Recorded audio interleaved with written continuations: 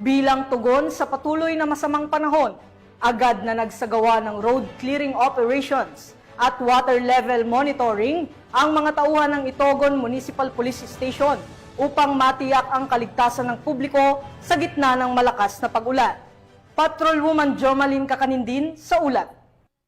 Kabila ng tuloy-tuloy na malakas na pag-ulan na nagdulot ng madulas na kalsada at mga landslide, nagpamalas ng dedikasyon at katapangan ng mga tauhan ng Itogon Municipal Police Station sa kanilang patuloy na road clearing operations and water level monitoring sa mga high-risk na lugar sa kanilang nasasakupan. Upang matiyak ang kaligtasan at tuloy-tuloy na biyahe ng mga motorista at residente, agad na rumisponde ang mga pulis katuwang ang mga barangay officials at iba pang local response unit para alisin ang mga debris, bumagsak na sanga at iba pang sagabal sa kalsada sa gitna ng masungit na panahon. Ginawa ito habang nakaalerto sa posibilidad ng biglang pagguho ng lupa at flash flood, bagay na nagpalala sa panganib ng operasyon. Hindi rin nagpaawat ang ating kapulisan sa water level monitoring, katuwang ang dam authorities at MDRRMO upang ma-assess ang level ng tubig at mga potensyal nitong epekto sa downstream communities. Ipinakita din ng Itogon MPS na ang proactive disaster preparedness at response ay hindi lamang usapin ng plano. Ito ay aktwal na aksyon sa gitna ng ulan, putik at panganib. Patunay ito na ang kanilang tapat sa paglilingkod para sa buhay at ari-arian ng publiko, lalo na sa panahon ng bagyo. Mensahe ng Itugon PNP sa komunidad na manatiling mag-ingat sa biyahe, iwasan ang landslide-prone areas, at agad na makipag-ugnayan sa mga otoridad para sa anumang insidente o obserbasyong maaaring pagbunsod ng panganib.